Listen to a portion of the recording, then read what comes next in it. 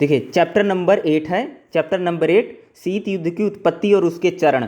8.2 रहेगा शीत युद्ध का अर्थ, 8.3 है शीत युद्ध की उत्पत्ति और 8.4 है शीत युद्ध के चरण यानी फेज कौन कौन से हैं। अगर मैं बोलूं तो 8.2, 8.3 और 8.4, हाँ चैप्टर नंबर 8 ही है। तो इसमें आपको ये 3 बातें हैं, ये इंपॉर्टेंट रहेंगी। जो एग्जाम में क्वेश्चन आता है 2 क्वेश्चन इससे पुटअप होते हैं, ठीक है। इसमें एग्जाम में जो क्वेश्चन आता है उससे 2 ही क्वेश्चन यहाँ पर पुटअप किए जाते हैं। पहला जो क्वेश्चन आता है शीत युद्ध का अर्थ क्या है, उसकी उत्पत्ति यानी उसकी शुरुआत कैसी हुई। दूसरा क्वेश्चन जो सबसे ज़्यादा बार पूछा जाता है एग्जाम में, वो पूछा जाता है कि शीत युद्ध जो है उसके चरण क्या है, यानी उसके कौन कौन से फेज हैं। एक आपसे क्या पूछा जाएगा, उसके कौन कौन से फेज है। फेज के बारे में बहुत ज़्यादा क्वेश्चन पूछा जाता है कि उसके चरणों के बारे में बताइए। मैं बोलूँगा ये भाई जो फेज वाला पॉइंट है ना, इसको आप जरूर पढ़ के जाना, एग्जाम में आने के चांसेस बहुत ज़्यादा हैं। शीत युद्ध के ये फेज कौन कौन से चरण, ये कई बार एग्जाम में पुटअप किया गया है, ठीक है। ओ देखिए सबसे पहले देखते हैं शीत युद्ध क्या है। तो शीत युद्ध का मतलब जैसे मैंने आपको बताया, शीत युद्ध का सीधा सा मतलब क्या होता है कि इसमें अगर आप देखोगे कि गैर सैनिक युद्ध है, ठीक है। गैर सैनिक युद्ध है जिसमें सेना यानी कह सकते हो सैनिक शक्ति का प्रयोग किए बिना।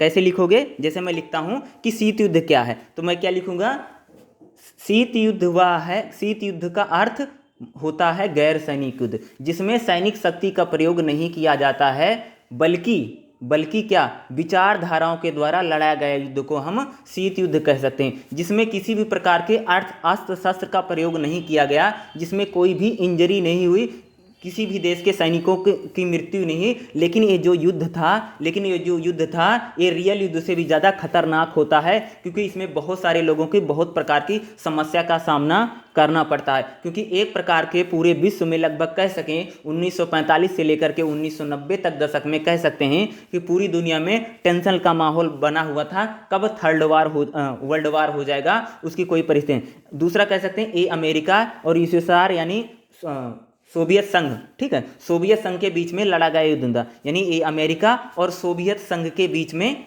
लड़ा गया एक युद्ध था जो लगभग 40 साल से अधिक वर्षों तक चला, ठीक है। और इसमें किसी भी प्रकार की कैजुअल्टी नहीं। इन्हीं कह सकते हो कि गैर सैनिक मात्र विचारधाराओं के आधार पर इसमें था। अमेरिका चाहता था उसकी पूंजीवादी विचारधारा का प्रसार हो और कहीं के पूरा विश्व पूंजीवाद के ढर्रे पर चले, या कह सकते हो उसी को फॉलो करे। लेकिन अगर देखेंगे जो सोवियत संघ था वो चाहता था कि वहाँ पर समाजवाद और कह सकते हैं कि कार्ल मार्क्स की जो थ्योरी है, जो मार्क्सवाद है, मार्क्सवाद की कहीं थ्योरी को अपनाना चाहता था और पूरी दुनिया में मार्क्सवाद का प्रचार करना चाहता था। जो पूरी दुनिया थी वो 2 गुटों में बटी हुई थी।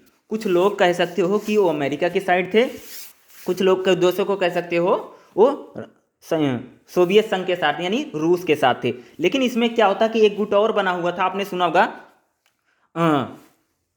गुट निरपेक्ष राष्ट्र, सुना होगा सबने गुट निरपेक्ष राष्ट्र। शायद आपने बुकों में पढ़ा होगा कि भारत कैसा राष्ट्र है, उसमें आपको मिला होगा कि भारत क्या है, गुट निरपेक्ष राज्य है। गुट निरपेक्ष का मतलब क्या होता है, मान लीजिए सिंपल से सुनना कि मान लो अगर आप अमेरिका के गुट में चले जाओगे तो आपको सोवियत संघ यानी रूस परेशान करेगा, रूस के गुट में शामिल हो जाओगे तो अमेरिका परेशान करेगा। यानी एक के गुट में जाने से दूसरा क्या करेगा, आपको परेशान करेगा, आपके लिए कई सारी प्रॉब्लम खड़ी कर देगा। लेकिन क्या होता है, गुट निरपेक्ष का मतलब होता है कि हम अमेरिका के गुट में भी शामिल नहीं होंगे, हम सोवियत संघ यानी रूस के गुट में भी शामिल नहीं होंगे, बल्कि हम किसी गुट में नहीं जाएंगे, बल्कि अलग हमारा गुट रहेगा, हम किसी गुट में नहीं है। यानी हम लोग क्या रहेंगे, न्यूट्रल रहेंगे। यानी जब इंडिया इंडिपेंडेंट होता है यानी भारत जब आज़ाद होता है तो यहाँ पर आपको पता होगा कि इंडिया के जो प्राइम मिनिस्टर हैं पहले पंडित जवाहरलाल नेहरू, उन्होंने ये फैसला किया था कि भारत किसी भी गुट में शामिल नहीं होगा। ध्यान रखना, भारत किसी भी गुट में शामिल नहीं होगा, गुट निरपेक्ष रहेगा। और पंडित नेहरू के सामने सबसे बड़ी समस्या यही आती थी,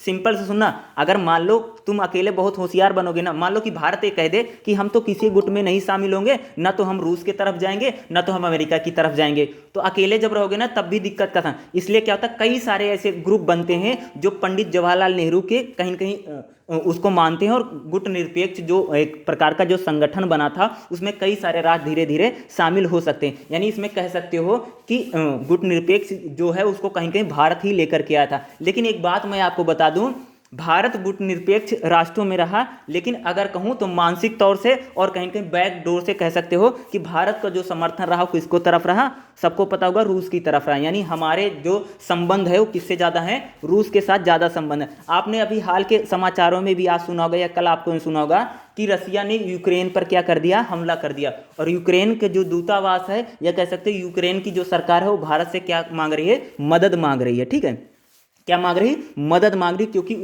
यूक्रेन को पता है कि भारत और रूस के जो संबंध है वो बहुत बेहतर है और बहुत पुराने संबंध है। अगर भारत कुछ इसमें एंट्री करेगा तो शायद शांति का विकल्प कोई हो सकता है। इसीलिए यूक्रेन के द्वारा भारत से मदद मांगी जा रही कि वो रूस से बात करे और कहीं कहीं इस युद्ध में कुछ परिणाम न, यानी एक शांति का माहौल बने। इसके आप कह सकते हैं, यानी कह सकते, मैंने क्या बताया कि भारत गुट निरपेक्ष राज्य है। भी देखो भाई, सिंपल सा ये सुनो, जब प्रथम विश्व युद्ध हो रहा था ना तो क्या हर कोई यही चाहता था कि हम सबसे बड़े बन जाए, हमारी विचारधारा पूरी दुनिया में फैल जाए। ठीक है, लेकिन जब सेकंड वर्ल्ड वार हुआ ना तो समझ लो सब खत्म हो गए हैं, सब बराबर हैं। लेकिन उसमें क्या हुआ, दो लोग बलशाली हैं, दो पहलवान हैं समझ लो। ठीक है, एक है अमेरिका और एक है समझ लो रूस है। इन दोनों में क्या है, दोनों लड़ाई नहीं कर रहे हैं। ठीक है, लड़ाई नहीं कर रहे हैं, बस एक दूसरे को क्या कर रहे हैं, धमकी दे रहे हैं। किसको कहते हैं, पहलवानी की धमकी दे रहे हैं। इस प्रकार से आप समझ सकते हो कि दो राष्ट्र ऐसे हैं जो लड़ाइयाँ नहीं कर रहे हैं, बस सिर्फ एक दूसरे को क्या कर रहे हैं, धमकियाँ दे रहे हैं कि मैं तुम्हें मार दूंगा और मैं तुम्हें मार दूंगा। इसी को कह सकते हो कि एक प्रकार का पूरे वर्ल्ड में क्या बना हुआ था कि युद्ध कब हो जाएगा, क्योंकि कुछ उनके साइड हैं कुछ उनके साइड है। यानी दोनों तरफ से क्या आपको लगा होगा कि कुछ उनके साइड चले गए, कुछ उनके साइड चले गए। तो पूरी दुनिया में क्या होगा, एक प्रकार से कह सकते हो टेंशन का माहौल बना रहता है, कई वर्षों तक चलते हैं। लेकिन एक चीज मैं बता दूं, जब शीत युद्ध की शुरुआत होती है ना, ध्यान से सुनना, मैं बुक से नहीं पढ़ा रहा हूं, क्योंकि ये समझ जाओगे ना तो शीत युद्ध हमेशा याद रहेगा। देखो, शीत युद्ध को अगर आप देखोगे तो शुरू में जो शीत युद्ध था उसे मैं जरूर कह सकता हूं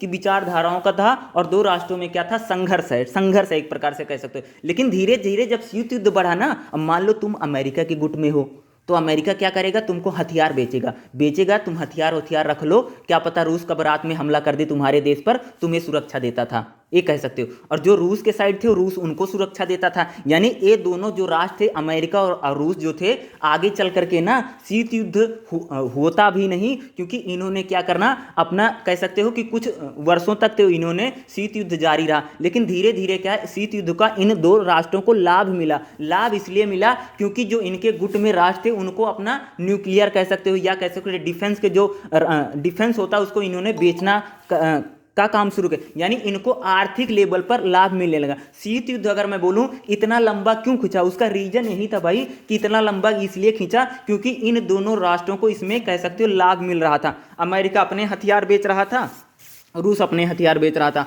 आज भी अगर आप देखोगे तो अमेरिका जो है सबसे ज़्यादा क्या बेचता है, डिफेंस के सामान बेचता है, और उसी से अमेरिका की जो इकोनॉमी है बहुत ज़्यादा, या कह सकते हो उसका जो है जीडीपी बहुत ज़्यादा ग्रोथ करती है। देखो, दो राष्ट्र होते हैं, यानी दो ऐसे देश हैं जिनमें दुश्मनी का माहौल बनता है और लगता है युद्ध होगा, लेकिन युद्ध बाद में नहीं होता। और ये दोनों राष्ट्र क्या कर ले जाते हैं, अपना युद्ध का जो सामान होता है उसे अपने जो ग्रुप में लोग होते हैं उनको बेचने लग जाते हैं। यही है शीत युद्ध की कहानी कि द्वितीय विश्व समाप्त होता है और कई सारे राष्ट्र जो हैं, यानी दो राष्ट्र ऐसे हैं जिनको हम कह सकते हैं रूस और अमेरिका, इन दोनों में क्या है कि मुकाबला है कि पूरी दुनिया पर मैं शासन करूंगा या पूरी दुनिया मेरी मुट्ठी में आएगी। यही इसी लेकर के और अपनी दोनों लोग विचारधाराओं को लेकर के दोनों में क्या है, अंतर्द्वंद, और कह सकते हैं कि गतिरोध और संघर्ष की परिणाम ही इसी को हम शीत युद्ध। शीत का मतलब होता है कि ठंडा। अब मैं शब्द पे आता हूं, शीत का मतलब क्या होता है, आपने सुना होगा क्योंकि शीत का मतलब होता है ठंडा कोल्ड, इसीलिए उसको कोल्ड इंग्लिश में बोलते हैं कोल्ड वार। यानी ठंडा युद्ध इसलिए बोला जाता है क्योंकि इसमें किसी प्रकार की हिंसा नहीं हुई या युद्ध नहीं हुआ, यानी किसी को इंजरी नहीं हुई। इसमें मात्र और मात्र कह सकते हो कि जैसे आपने देखा कि दो परिवार आपस में लड़ते हैं ना, कि मारपीट ना हो और सिर्फ लड़ाई करते रहें, इधर से वो गाली दें उधर से वो गाली दें। ठीक है, इस प्रकार का माहौल बना हुआ था। ठीक है, कुछ इनके साइड हैं कुछ उनके साइड हैं, यही पूरा माहौल है। शीत युद्ध पूरा यही है। और इसी में जब सुनोगे क्या होता है, मान लो शीत युद्ध शुरू हो गया, कुछ दिन देखो, आप एक बात बता दूं ना, अगर कोई चीज़ शुरू करते हैं हम ना तो हमारे मन में बहुत ज़्यादा उत्साह रहता है, हम उत्साह के साथ जाएंगे। अब जैसे अमेरिका है, अमेरिका अगर शीत युद्ध में, और मान लीजिए वो रूस के खिलाफ कई सारे प्रकार के षड्यंत्र कर रहा है, उसको धमकी दे रहा, कुछ दिन तक तो बहुत ज़्यादा धमकी देगा, हम ऐसा कर देंगे हम ऐसा कर देंगे। धीरे धीरे क्या होगा कि ठंडा पड़ जाएगा, या कह सकते हैं कि जो शीत युद्ध है धीरे धीरे बीच में कह सकते हो कि नरमी का माहौल आता है, ठीक है। ऐसे लगा कि शीत युद्ध अब समाप्त हो जाएगा, फिर बीच में लगा कि नहीं नहीं अब तो शीत युद्ध हो ही जाएगा, फिर लगे कि नहीं नहीं ठंडा हो गया अब कुछ नहीं होगा, फिर ऐसे लगे नहीं नहीं अब युद्ध हो जाएगा, थर्ड वर्ल्ड वार हो ही जाएगा। तो इसी को कहते हैं चरण। शुरुआत में देखेंगे, शुरुआती चरण में क्या है, बढ़ती शत्रुता। बढ़ती शत्रुता का मतलब होता है कि इन दो राष्ट्रों के बीच में, यानी कह सकते हो अमेरिका और सोवियत संघ के बीच में क्या बनेगी, शत्रुता का मतलब होता है दुश्मनी। इनमें लगातार जो दुश्मनी होगी वो बढ़ती चली जाएगी और बीच में नरमी का माहौल आएगा और फिर एक बार लगेगा कि इन दोनों में क्या होगा कि शीत युद्ध फिर दोबारा शुरू होने जा रहा है। ये पूरा, इसमें कभी भी युद्ध नहीं हुआ और ये मात्र कह सकते हो विचारधाराओं के द्वारा लड़ा गया एक प्रकार का युद्ध था, एक प्रकार का ये गैर सैनिक युद्ध था। तो इतना तो मैं आशा करता हूँ आपको समझ में आ ही गया होगा कि कितना जो चीज़ें हैं नॉर्मली तो समझ गए कि बिना बुक देखे, इतना मैंने बताया तो यही पूरा है। और देखो क्या होता है, एक चीज़ मैं बताऊँगा आपको ना, ध्यान से सुनना मेरी बात को।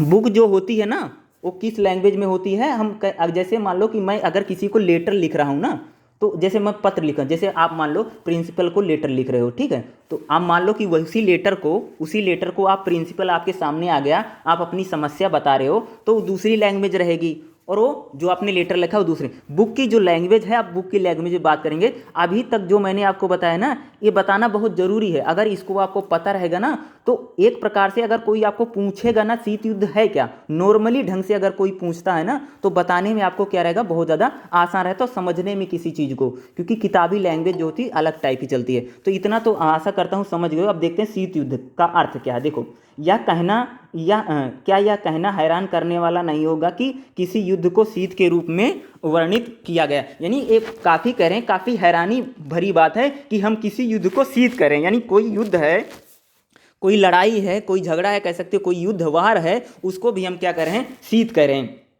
युद्ध हमेशा कुछ निर्दिष्ट रणनीति लक्ष्यों को हासिल करने के लिए सेनाओं के द्वारा हथियार से लड़ा जाने वाला गर्म। लेकिन क्या कह रहे हैं कि जो युद्ध होता है वह किसी न किसी उद्देश्य की प्राप्ति के लिए लड़ा जाता है। सिंपल सा बात है भाई, कोई भी लड़ाई होगी, कुछ भी होगा, कोई भी युद्ध होगा, तो किसी न किसी कोई उद्देश्य रहेगा, कोई न कोई फायदा चाहेगा, तो अपने फायदे के लिए कह सकते हो कि लड़ा जाने वाला युद्ध होता है। लेकिन हम देखेंगे कि और वो गर्म युद्ध होता है, यानी जो नॉर्मल युद्ध होता है, किंतु इसे शीत कहना इसके लिए कुछ ऐसा है कि जो कुछ सोचा और स्पष्टीकरण की मांग करता है, जो कि आपको पता होगा, या कह सकते हैं शीत युद्ध 1945 से लेकर के 1990 के बीच 4 दशक का मतलब होता है 40 साल, एक दशक में 10 साल होते हैं, 4 का मतलब होगा 40, लगभग 40 वर्षों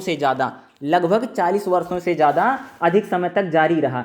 युद्ध ने पूरी दुनिया को प्रभावित किया। वास्तव में इसने कई देशों में विभाजन किया और उन्हें राजनीतिक और सैन्य गुट बनाने के लिए दूसरों से हाथ मिलाने के लिए प्रेरित किया। देखो क्या बोल रहे हैं, ये कह रहे हैं कि शीत युद्ध जो होता है एक बड़ी आश्चर्यजनक बात है कि हम किसी युद्ध को पढ़ने जा रहे हैं और उसमें हम शीत पढ़ रहे हैं। शीत का मतलब ठंडा। नॉर्मली जो युद्ध होता है वह गर्म युद्ध होता है और कहीं कहीं जिसमें सैनिक शक्ति का प्रयोग कह सकते हैं, या कह सकते हो आर्मी का प्रयोग किया जाता है, ठीक है। और कहीं कहीं ये जो शीत युद्ध है इसको हम थोड़ा स्पष्ट करना चाहिए, स्पष्टीकरण की मांग करता है। जैसा कि आपको पता होगा या सुना होगा कि जो शीत युद्ध है 1945 से लेकर के 1990 तक चला, 40 वर्षों से अधिक तक चला, जिसमें पूरी दुनिया को प्रभावित किया। प्रभावित इसलिए करेगा जब दो लोग लड़ाई कर रहे हैं ना, लगेगा दोनों में युद्ध हो जाएगा ना, तो अपनी सुरक्षा भी करनी पड़ेगी, क्या पता कोई हम पे हमला ही ना कर दे, ये भी देखना पड़ता है, ठीक है। तो इन चीज़ों को देख, अब सिंपल सा मैं बताता हूँ, आपको बताता हूँ सिचुएशन। मान लो कि भारत और पाकिस्तान में गतिरोध बहुत ज़्यादा है, ठीक है, भारत और पाकिस्तान में गतिरोध बहुत ज़्यादा है। इस वजह से मान लीजिए श्रीलंका है या कोई अन्य देश हैं जो हमारे आसपास के देश हैं, उनको अपनी थोड़ी सुरक्षा करनी पड़ेगी, क्या पता कोई हम पे हमला ना कर दे। इस प्रकार, इसी तरह कह सकते हो कि जब शीत युद्ध दो राष्ट्रों के बीच में या दो गुटों के बीच में लिखना, ठीक है, दो गुटों के बीच में जब चला तो अन्य देश जो रहे इससे बहुत ज़्यादा प्रभावित हुए और कहीं कहीं इससे लोगों का विस्थापन हुआ, कई प्रकार की समस्या। इतना कह सकता हूं कि जो गर्म युद्ध होता है, जो नॉर्मल युद्ध होता है, उससे भी ज़्यादा खतरनाक क्या होता है, शीत युद्ध होता है। आप इससे समझ सकते हो कि जो अगर किसी को चोट लग जाएगी ना, अगर खून निकल आएगा ना, तो उतना ज़्यादा खतरनाक नहीं माना जाता। अगर आपको चोट लग गई और खून नहीं निकला, वो काला पड़ गया ना, तो उसको मानते हैं कि तो बहुत ज़्यादा खतरनाक माना जाता है। नॉर्मली अगर आप समझाने के लिए मैं आपको बता रहा हूँ कि अगर मान लो किसी की चोट लग गई, अगर वो खुल गया, उसमें खून निकल गया, तो माना जाता कोई बात नहीं, खुल गया गया, अब जो खून जमेगा नहीं। लेकिन मान लो अगर किसी को चोट लग जाती है ना, अगर खुलता नहीं, खुलने का मतलब होता है खून ना निकले, जाम हो जाए, काला पड़ जाता है ना, तो उसको खतरनाक माना जाता है कि खून जो है काला पड़ गया। उसी प्रकार से आप कह सकते हो कि नॉर्मल युद्ध होता है तो उसमें सैनिक कह सकते हो कि लोगों की इंजरी होती है, लेकिन इसमें इतनी इंजरी होगी, इसमें इतने लोगों को प्रभावित हो गए, इतने लोग भुखमरी और कह सकते हो बेरोजगारी और कई प्रकार की समस्याएं आएंगी, जो कहीं कहीं नॉर्मल युद्ध से भी ज़्यादा हम इसे खतरनाक कह सकते हैं। जो मैंने आपको एग्जाम्पल दिया बस एक बताने के लिए मैंने आपको दिया था, ठीक है। देखो इसकी विशेषता यह रही कि इसमें कई सारे ऐसे देश थे जिन्हें कई प्रकार की क्या करनी पड़ी, संधि करनी पड़ी, दूसरे राष्ट्रों से हाथ मिलाना पड़ा। दो गुट प्रत्येकों का नेतृत्व में एक महाशक्ति ने किया। कह सकते हैं कि विश्व में दो महाशक्तियां थी, एक थी अमेरिका, एक था सोवियत संघ। एक क्या कर रहे थे, अपने अपने गुट का क्या कर रहे थे, प्रतिनिधि यानी लीडरशिप, लीडर यही थे। जैसे कि संयुक्त राज्य अमेरिका और सोवियत यूनियन, यानी इसको सोवियत यूनियन भी बोलते हैं और सोवियत संघ भी बोलते हैं। आप किसी भी वर्ड का यहाँ पर आप क्या कर सकते हो, यूज कर सकते हो। इस प्रक्रिया में हिंसक मौत, उत्पीड़न और लापता होने वाले लाखों लोगों को बहुत अलग अलग तरीकों से कष्टों का सामना। इसमें क्या हिंसक मौतें का मतलब होता है कि इसमें सैनिक युद्ध नहीं हुआ, लेकिन फिर भी इसमें लोगों की मौत हुई, लोगों को क्या लापता होना पड़ा, या कह सकते हो कि लोग भूखे थे, प्यासे थे, क्योंकि एक प्रकार का इसमें बहुत। दूसरा, लोगों को अलग अलग प्रकार के कष्ट सहने पड़े। विस्थापन का मतलब होता है कि जब हम एक जगह छोड़ करके दूसरे देश में निवास करने लग जाते हैं। सिंपल से समझ लो, अगर सिंपल से सुनो, अभी जो रूस जो है वो यूक्रेन पर हमला कर रहा है, तो यूक्रेन में जिसके पास पैसा होगा, जिसके पास धन दौलत होगा, तो फटाफट अपना सामान पैक करेगा, दूसरे देश में भाग जाएगा। इसी को बोलते हैं विस्थापन। अब कोई अपनी जान थोड़ी देगा इसमें, और जिसके पास पैसा होगा, जिसके पास सोर्स होगा, या जो जिसके पास ठिकाने होगा, तो अपना ठिकाना बदल लेगा ना, युद्ध में क्यों पड़ेगा, जान अपनी डालेगा। तो इसी प्रकार से कह सकते हो बहुत लोग लापता होते हैं, बहुत लोगों का विस्थापन होता है। ये नहीं है कि विस्थापन जो पैसे वाले उन्हीं, बाद में जो नॉर्मल आदमी उसका विस्थापन भी होता है, क्योंकि इन युद्ध में लोगों का लापता। आर्थिक विकास निराशाजनक रहा, क्योंकि जब तक शीत युद्ध चला तब तक इकोनॉमी जो थी वो कम ही, यानी विश्व में अगर वर्ल्ड वाइड अगर देखोगे तो इकोनॉमी को बहुत धक्का पहुंचा, और कह सकते हो कि पूरी दुनिया में कह सकते हो लाखों गरीब लोगों की तंगहाली में और भूखों से, भोजन से वंचित रहे। यानी भूखमरी की समस्या और गरीबी की समस्या, भूखमरी और गरीबी जो थी वह बड़ी संख्या में रही शीत युद्ध के दौरान। लाखों लोगों ने नुकसान झेले, और कम्युनिस्ट विरोधी विद्रोह, बगावत, दमन, गृह युद्ध पूरे अफ्रीका और एशिया और लैटिन अमेरिका में। जो आप यहाँ पर एक कम्युनिस्ट वर्ड बार बार यूज हो रहा है, कम्युनिस्ट। आगे सुना होगा, आपने सुना होगा कि जो चीन है वहाँ पर कौन सी पार्टी है, कम्युनिस्ट पार्टी है। यहाँ पर भी, हमारे यहाँ पर भी कम्युनिस्ट पार्टी है, जिनका सुना होगा लाल झंडा है। दूसरा एक दो लीडर का नाम, सीताराम येचुरी जो है हमारे जो साउथ से आते हैं, उनकी भी क्या है, वो भी कम्युनिस्ट पार्टी के हैं। बंगाल में काफ़ी लंबे समय तक देखा होगा कि वहाँ पर कम्युनिस्ट की सरकार रही। दूसरा एक अभी जो लीडर थे, अभी कांग्रेस में आ गए, इससे पहले आपने नाम सुना होगा, काफ़ी सोशल मीडिया पर नाम है उनका, कन्हैया कुमार, बिहार से आते हैं। वो भी क्या थे, कम्युनिस्ट पार्टी ऑफ इंडिया में थे। यानी वो भी, यानी आपको बताने के लिए सिर्फ बता रहा हूँ कि कम्युनिस्ट क्या है, एक विचारधारा है, ठीक है। मार्क्सवाद की जो विचारधारा है, कम्युनिस्ट जिसको लेफ्ट बोलते हैं, कई बार आपने सुना लेफ्टिस्ट हैं, लेफ्ट हैं, ठीक है। तो ये लेफ्ट की विचारधारा रही, ठीक है, लेफ्ट की विचारधारा से लोग, तो वह सिर्फ समझाने के लिए आपको बता रहा हूँ, ठीक है। यानी कह सकते हैं जो कम्युनिस्ट विचारधारा है, इसमें बगावत, दमन, गृह युद्ध, कई प्रकार की समस्याएं रही। इन वेदनाओं का दर्द करने के बावजूद दिलचस्प यह बात है कि लगभग 45 वर्षों को शीत युद्ध कहते हैं। और दिलचस्प बात यह, सबसे जरूरी बात यह है कि एक बार भी मैदान में अमेरिका और सोवियत का आमना सामना नहीं हुआ। कह सकते हैं लगभग 45 वर्षों तक युद्ध चला, लेकिन सोवियत संघ और कह सकते हैं अमेरिका की सेना कभी भी आमने सामने नहीं हुई। आमने सामने का मतलब होता है कि दोनों सेनाएं कभी भी लड़ाई के आमने सामने नहीं। सब यह निश्चित रूप से इसकी अर्थ सोचने को मजबूर करता है। कह रहे हैं कि जो शीत युद्ध चला, अभी के युद्ध होने के क्या कारण है जी, अभी के जो युद्ध होने के कारण है, उसका मतलब सिंपल सा रीजन है कि हर राष्ट्र क्या चाहता है कि एक दूसरे पर कब्जा करना चाहता है, भाई अपने अपने साम्राज्य का विस्तार चाहता है। और शायद इस चीज, क्या रसिया यूक्रेन पे अपना कब्जा करना चाहता है? नहीं, वहां पर मैं आपको बता दूंगा लास्ट में। जो देखो यूक्रेन और रसिया वाले क्या है, यूक्रेन के दो इलाके हैं, ध्यान सुनो, यूक्रेन के दो इलाके हैं जिन्हें रूस कहता है आप उन्हें इंडिपेंडेंट कर दो। अब जैसे हम लोग कहते हैं कि पाकिस्तान में एक है बलूचिस्तान, नाम सुना होगा सबने ना, पाकिस्तान में एक इलाका है बलूचिस्तान, ठीक है। अब यस सर, यस सर। अब जैसे आप पाकिस्तान का सुनोगे, पाकिस्तान कहता है कि तुम कश्मीरियों को आज़ाद कर दो, उसमें जुल्म करे। इसी प्रकार से कहीं कहीं यूक्रेन में दो इलाके हैं जिनको रूस कहता है कि आप इन्हें इंडिपेंडेंट कर दो, इन्हें आप स्वतंत्र देश बनाना पड़ेगा और यूक्रेन को अपनी सेनाएं हटानी पड़ेंगी। यूक्रेन में दो इलाके हैं, मैं नाम अभी भूल रहा हूं, मैं आपको कल जरूर बता दूंगा। यूक्रेन में दो इलाके हैं जिनको रूस कहता है इनको भैया आज़ाद कर दो, इनको अलग देश बनेंगे, इनको छोड़ दो और अपनी सेना, यूक्रेन की सेनाएं यहां से हटें।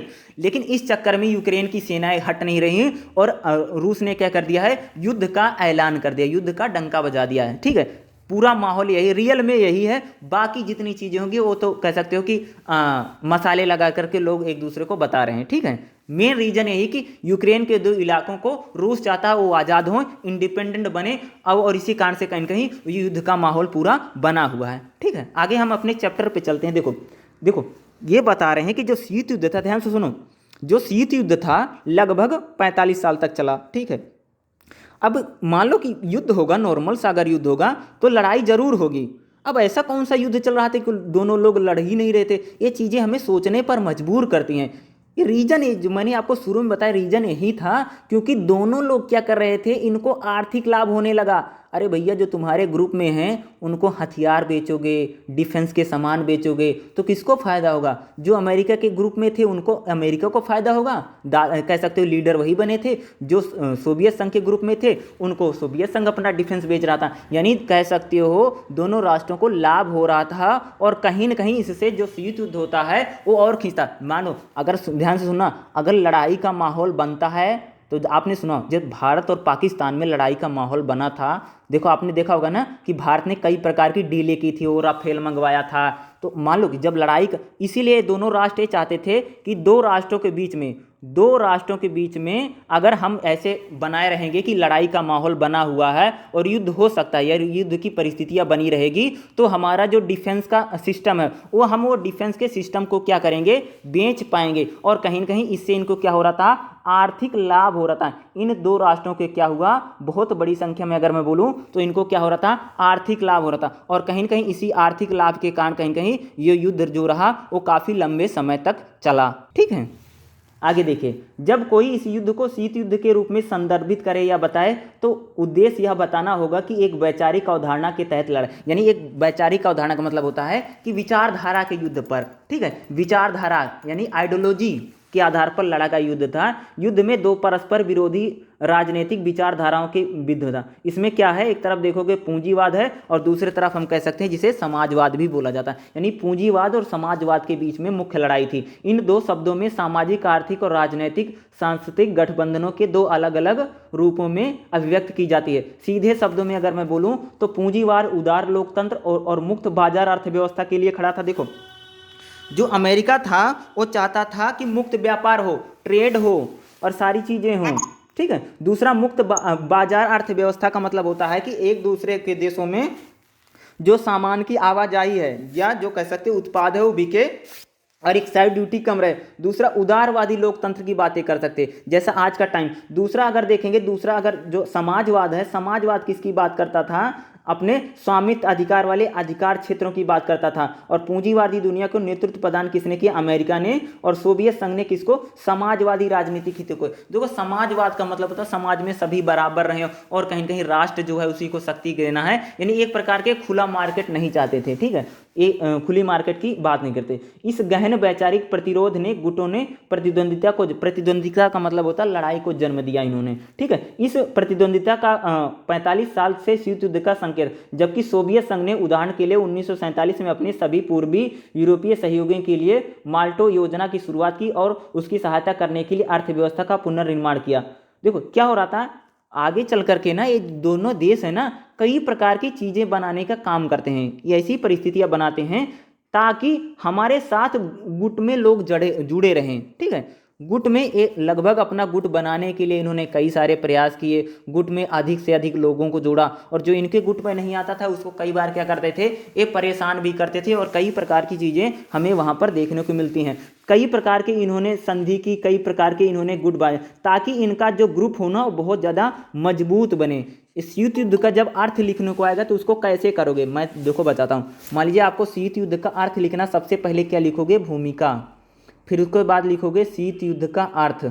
आपको इस प्रकार से लिखना पड़ेगा, ठीक है। या शीत युद्ध किसे कहते हैं, एक बार लिखना भूमिका, शीत युद्ध का अर्थ, शीत युद्ध किसे कहते हैं, फिर उसको बता देना पूरा क्या था क्या नहीं था। इन 3 चीज़ों में अगर आप डिवाइड करके लिखोगे तो काफ़ी बेहतर रहेगा, ठीक है। और शीत युद्ध की जो उत्पत्ति है आपको इसी में ही आपको ऐड करनी पड़ेगी। देखो शीत युद्ध की उत्पत्ति की मुख्य स्पष्टीकरण है इन 2 सामान्य तौर पर, जैसे भू राजनीतिक व्याख्या और वैचारिक व्याख्या। यानी जो शीत युद्ध की उत्पत्ति है उसका 2 कारण है, एक तो भू राजनीतिक व्याख्या यानी अपना कहीं कहीं राजनीतिक क्षेत्र को बढ़ाना था, और अपना वैचारिक व्याख्या यानी अपनी विचारधारा का क्या करना था, एक्सटेंड करना था। अमेरिका चाहता था कि हमारी विचारधारा पूरी दुनिया में फैले, और कहीं कहीं सोवियत संघ चाहता था कि हमारी विचारधारा पूरी दुनिया में फैले, या कहीं कहीं हमारी विचारधारा से लोग प्रभावित हों और हमारे साथ जुड़ें, ठीक है। एक है भू राजनीतिक। अब देखो पहले हम क्या लिखेंगे, भू राजनीतिक विचारधारा, ठीक है। भू का मतलब होता है भूमि, ठीक है। इसमें भूमि और पॉलिटिकल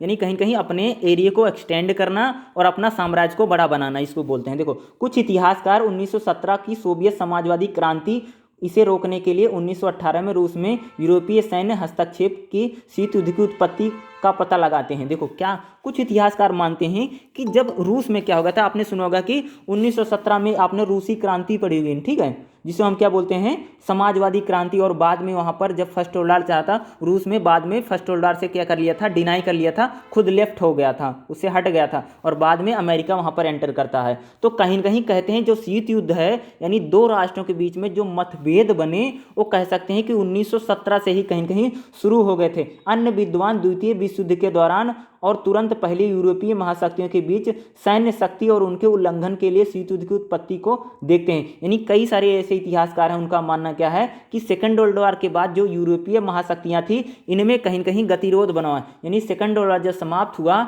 सबसे बलशाली कौन है, सबसे ज़्यादा शक्तिशाली कौन है, इनको लेकर के कहीं कहीं ज़्यादातर इतिहासकार मानते हैं, या कह सकते हैं कि पॉलिटिकल थिंकर इसमें एक यूज करना है, ठीक है।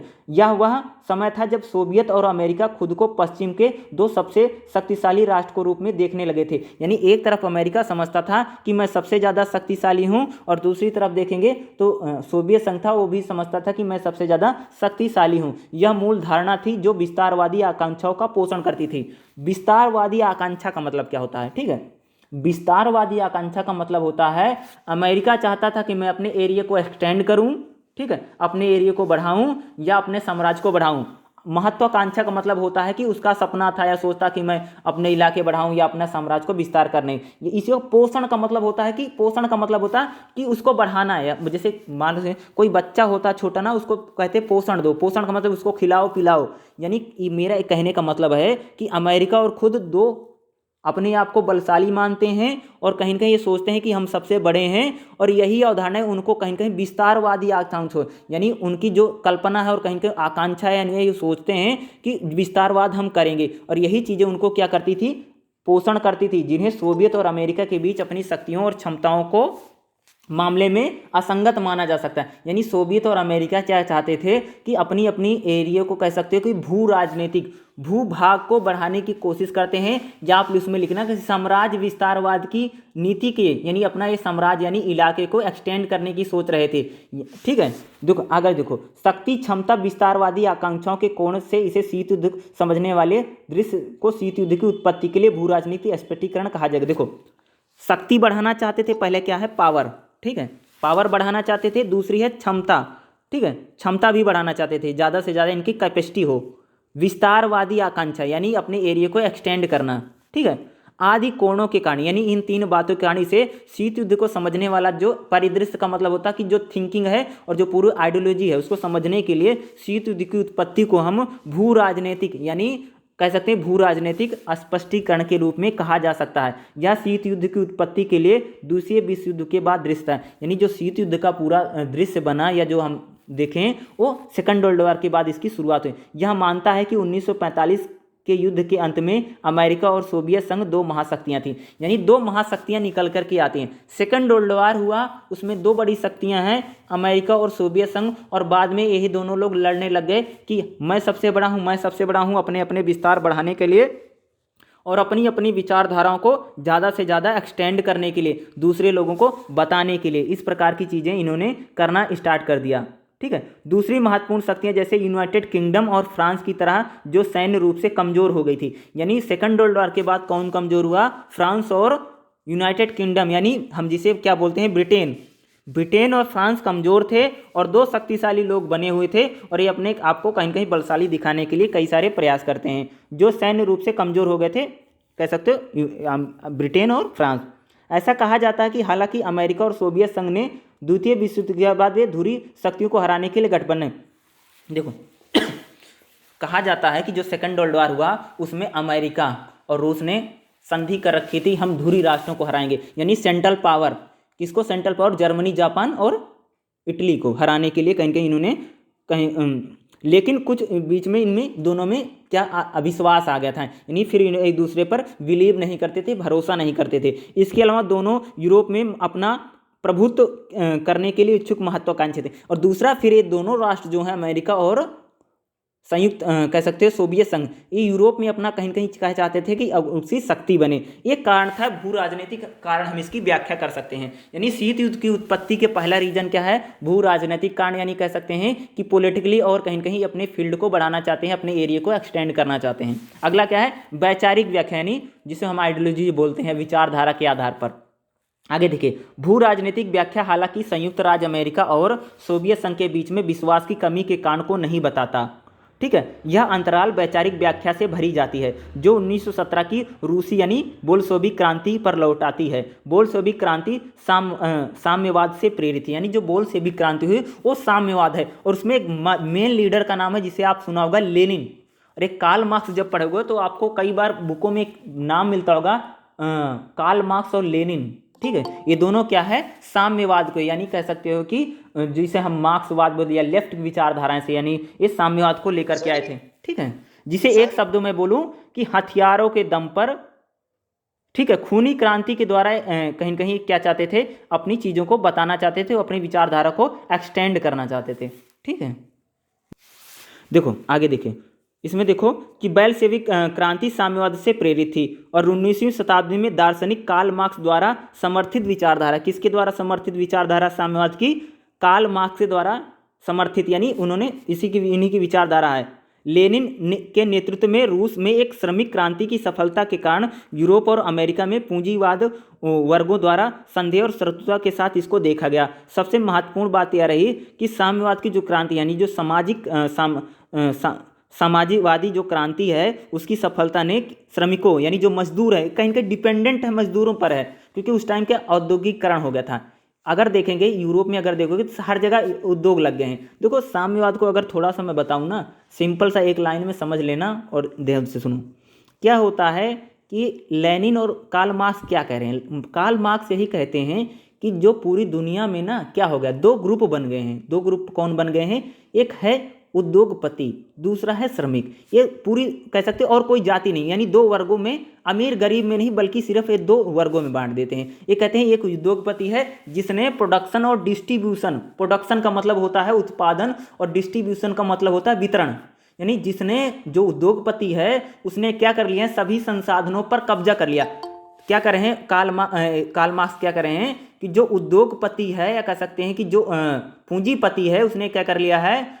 प्रोडक्शन और डिस्ट्रीब्यूशन पर क्या कर लिया? अपना कंट्रोल कर लिया है। और कहीं न कहीं जो मजदूर वर्ग है उसका क्या कर रहा है? शोषण कर रहा है। मजदूर दिन भर काम करता है और इतना ज़्यादा मेहनत करता है, उसको कुछ मिलता नहीं। यानी यहाँ पर कार्ल मार्क्स और लेनिन विचारधारा कहीं कहीं मजदूरों से जुड़ी हुई है, और कहीं कहीं ये, क्योंकि वहाँ पर एक प्रकार की, जैसे मैंने बताया, इंडस्ट्रियल रिवोल्यूशन हुआ है, वहाँ पर औद्योगिक क्रांति हुई, और कहीं न कहीं उनकी जो विचारधारा थी वो कहते हैं कि जो उद्योगपति हैं उन्होंने हर चीज़ों पर कब्जा कर लिया है, मजदूरों का जो कंपनियां उनमें शोषण हो रहा है, ये शोषक लोग हैं, इसीलिए कहते हैं। और एक शब्द बोलते हैं, और उसमें कई बार आपने पढ़ा होगा, जब इसको कार्ल मार्क्स दोगे कई जगह करते हैं कि कहते हैं कि अगर मान लो कि कार्ल मार्क्स ने एक बात बोली कि जो उद्योगपति है उसने सब पर कंट्रोल कर लिया है, इसको बताया है, और कह रहे हैं मजदूरों का शोषण कर रहा है। तो अब इसका निवारण क्या? और निवारण क्या कहते हैं कि जो मजदूर है ना वो बहुत बड़ी संख्या में है, मजदूर बहुत बड़ी संख्या में, उद्योगपति बहुत कम संख्या में। अगर मजदूर उद्योगपतियों का क्या कर दें? दमन, दमन एक वर्ड होता है दमन, दमन का मतलब उनको मार दें, ठीक है, ये शब्द यूज करते हैं कार्ल मार्क्स। इसीलिए इसको हिंसक विचारधारा भी कई बार बोला जाता है।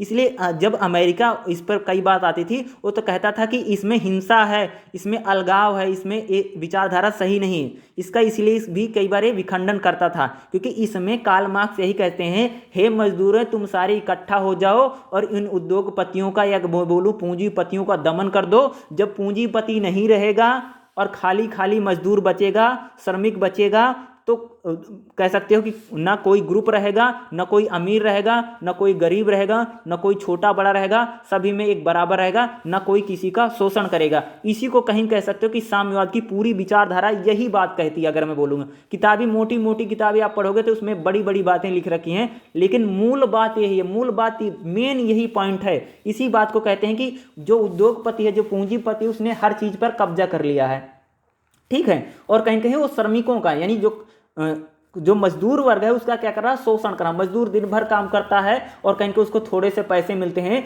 मेहनत करने वाला जो इंसान है, वो मेहनत कश जो लोग हैं वो मेहनत ज़्यादा करते हैं, बल्कि उसका फायदा कौन ले रहे हैं, कुछ चंद पूंजीपति उद्योगपति ले रहे हैं। इसीलिए कहते हैं कि इन दोनों में बहुत बड़ा गैप बन गया है, और जो उद्योगपति पूंजीपति है वह मजदूरों का क्या कर रहा है, शोषण कर रहा है, और कहीं कहीं उनको शोषण और दमन है। इस और शोषण और दमन का तभी हटाया जा सकता है, और समाज में, समाज को इक्वल, समाज में जब कोई वर्ग नहीं रहेगा, ये दो वर्ग बांटते हैं, जब समाज में कोई वर्ग नहीं रहेगा तो कोई किसी का शोषण नहीं करेगा। इसीलिए कहते हैं, और इसको बताते कि अब इसको ठीक कैसे करेंगे, तो कहते हैं मजदूर जो है बड़ी संख्या में है, और मजदूर जिस दिन इन उद्योगपतियों को उखाड़ करके फेंक देगा उसी दिन समाज में सिर्फ मजदूर मजदूर बचेंगे, कोई वर्ग नहीं रहेगा, और समाज में क्या रहेगा कि ऊंच नीच, अमीर गरीब, छोटा बड़ा नहीं रह जाएगा, और विश्व में क्या होगी, एक प्रकार की शांति का माहौल बनेगा। एक इस प्रकार से कहीं कहीं कह सकते हो कि कार्ल मार्क्स की पूरी विचारधारा यही है, मेनली विचारधारा यही है। बाद में उसमें चीजें जुड़ती चली जाती हैं, उसमें कई सारी चीजें, मेनली उनकी विचारधारा यही है, ठीक है। अगर मेन मैं बोलूं, बाद में रूस में क्रांति होती है, आपने पढ़ा होगा रूसी क्रांति, बहुत कई सारे देशों में क्रांतियां हुई हैं, ठीक है। बहुत सारे ऐसे देश हैं दुनिया में जिसमें क्रांति हुई, लेकिन भारत एक ऐसा देश है इसमें देखोगे कि कोई बहुत बड़ी क्रांति नहीं, इसलिए कई सारी समस्याएं भारत में बनी हुई हैं। इसका भी रीजन है, जिन देशों में क्रांति हो उसमें कहीं कहीं बदलाव, मैं बता देता हूँ क्रांति किस चीज़ को बोलते हैं, ध्यान रखना। मैं थोड़ा सा बता दूँ, आपने एक चीज़ हिस्ट्री में पढ़ा होगा, 1857 को हम क्रांति के रूप में पढ़ते हैं, ठीक है। आपने पढ़ा होगा नहीं, 1857 को क्रांति, कई सारी बुकों में क्रांति, या किसी ने उसको बोला विद्रोह है। क्रांति का मतलब क्या होता है, इसको मैं बताता हूँ। क्रांति का मतलब होता है कि जब लोग, ध्यान सुना, जब लोग बड़ी संख्या में इकट्ठा होते हैं और मौजूदा शासन व्यवस्था को, ध्यान सुना, जब लोग बड़ी संख्या में इकट्ठा होते हैं, प्रेजेंट टाइम में जो शासन चला रहा था, जो शक्ति चला रही होती है, उसको उठा करके यानी उसको उखाड़ करके फेंक दिया जाता है, और वहां पर किसी नई शासन व्यवस्था को जब पुनर्जन्म होता है उसको हम बोलते हैं क्रांति। क्रांति में एक चीज होती, बदलाव होना बहुत जरूरी है। अगर आपके देश में आंदोलन हुआ या एक प्रकार से सरकार के खिलाफ माहौल, आप उसको क्रांति में देखो। 1857 को क्रांति क्यों नहीं बोला जाता, उसका रीजन क्या है कि यहाँ पर सरकार में बदलाव नहीं है। ईस्ट इंडिया कंपनी की सरकार थी, ईस्ट इंडिया कंपनी शासन कर रही थी 1857 के पहले, लेकिन 1857 के बाद जब हुआ तब ब्रिटेन शासन करने लग गया, यानी यहाँ पर शासन नहीं बदला, इसीलिए हम 1857 को क्रांति नहीं कह सकते। और क्रांति जहाँ पर भी आई वहाँ पर क्या हुआ, मौजूदा शासन व्यवस्था में बदलाव हुआ है या चेंज हुआ, तब हम उन चीज़ों को क्या पढ़ते हैं, क्रांति के रूप में पढ़ते हैं। तब उसको हम कह सकते हैं कि हाँ भाई ये क्रांति हुई, बदलाव। क्रांति का मतलब है जहाँ पर चीज़ें बदल जाएं या मौजूदा शासन व्यवस्था में बड़े बदलाव होते हैं, उसको हम क्रांति के रूप में, यानी इन देशों में, कई सारे देशों में आप पढ़ोगे कि वहां पर क्रांति हुई, इसीलिए देखो क्रांति हुई। और कहीं कहीं अमेरिका जो है, अमेरिका में भी एक प्रकार की विचारधारा ने जन्म लिया है, वो पूंजीवाद की बात करता है और एक कहीं के मजदूरों की बात करता है। इसीलिए कार्ल मार्क्स की जो थिंकिंग है ना, वो बहुत लेवल पर नहीं पहुंची, बहुत लेवल पर एक्सट्रीम में नहीं पहुंचे, क्योंकि मजदूर खास वर्ग में कहीं कहीं ज़्यादा करते थे, इसलिए उनकी विचारधारा बहुत एक्सटेंड नहीं हुई आगे, प्रेजेंट टाइम में उतनी ज़्यादा नहीं हो रही, या उसको और ज़्यादा लोग सपोर्ट क्यों नहीं। उसका रीज़न क्या है ना कि जो मजदूर है ना, जो कह सकते जो शोषित है, शोषित वर्ग कह सकते हो, शोषण की बात करते हैं, शोषित जो है उसके पैरामीटर बदल गए हैं, ठीक है। अब मान लो कि मैं किसी घर को लेता हूं, ठीक है, तो घर में अलग शोषक है, कंपनी में कोई अलग शोषित है, कहीं पर किसान शोषित है, लेकिन वो सिर्फ मजदूरों की कहीं कहीं इंडिकेट करते थे। इसीलिए प्रेजेंट टाइम में जो कार्ल मार्क्स की विचारधारा, उसका एक्सटेंड आपको नहीं दिखाई देगा 90 के बाद में, लेकिन जो पूंजीवाद है उसका एक्सटेंड, यानी उसको देखोगे बड़ी संख्या में उसको फैलता है। उसका रीजन ये है, लेकिन कार्ल मार्क्स की जो मैंने आपको बताया रियल चीज़ यही है, यही कहते थे कि जो समाज में ग्रुप बन गया, अगर किसी प्रकार का वर्ग नहीं रहेगा, अगर कोई वर्ग नहीं रहेगा तो कोई किसी का शोषण नहीं करेगा और समाज में शांति बने रहेगी। इसी को कहते हैं कि जब कोई वर्ग नहीं रहेगा सभी वर्ग समाप्त हो जाएंगे और सब बराबर रहेंगे, इसी को कहते हैं साम्यवाद आ जाएगा, इसी को कहते हैं साम्यवाद रहेगा। ठीक है, यही इनकी विचारधारा है पूरी। ठीक है, तो ये शीत युद्ध की उत्पत्ति की जो मैंने आपको बताया, भू राजनीतिक व्याख्या और वैचारिक व्याख्या, यही सारी चीज़ें रही। ठीक है, उसके बाद जो अगला है शीत युद्ध के चरण।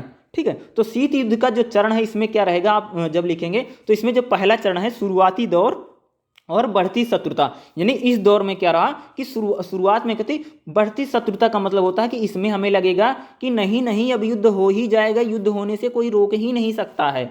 ठीक है, इसको कहते हैं शुरुआत में क्या लगा कि युद्ध हो जाएगा और कहीं कहीं लगा कि अब युद्ध हो जाएगा, अब इसको कोई रोकने वाला नहीं है और थर्ड वर्ल्ड वॉर बस होने वाला है। अगला है नरमी का दौर। नरमी का दौर मतलब होता है कि इस दौर में कुछ संधियां होती हैं और कुछ संधि होती हैं कुछ देशों में, और कहीं कहीं यहाँ पर ये होता है कि हम न्यूक्लियर टेस्टिंग नहीं करेंगे, इस चीज़ को लेकर कई प्रकार के यहाँ पर संधि होती है। पीटीबीटी जिसको आपने सुना होगा, पीटीबीटी एक होती है संधि जिसको बोलते हैं कि हम जो परमाणु है उसका कम से कम यूज करेंगे, हम उसकी टेस्टिंग नहीं करेंगे या उसका यूज नहीं करेंगे, इस प्रकार की संधि होती। एक मिनट, फिर एनटीपीटी यानी परमाणु अप्रसार संधि, यानी जो परमाणु है उसको हम किसी दूसरों को नहीं देंगे, परमाणु का यूज कम से कम किया जाएगा, यानी जो परीक्षण होगा वो जमीन पर नहीं किया जाएगा, आकाश में नहीं किया जाएगा, पानी के अंदर नहीं किया जाएगा, ये प्रकार के नहीं। इससे कहीं कहीं लगा जब इस प्रकार की कुछ ट्रीटी हुई, कुछ संधियां होती हैं, तो लगता है कि जो शीत युद्ध है वो कहीं कहीं कम हो रहा है। लेकिन उसके बाद क्या होता है कि फिर एक दौर आपको देखोगे, शुरुआत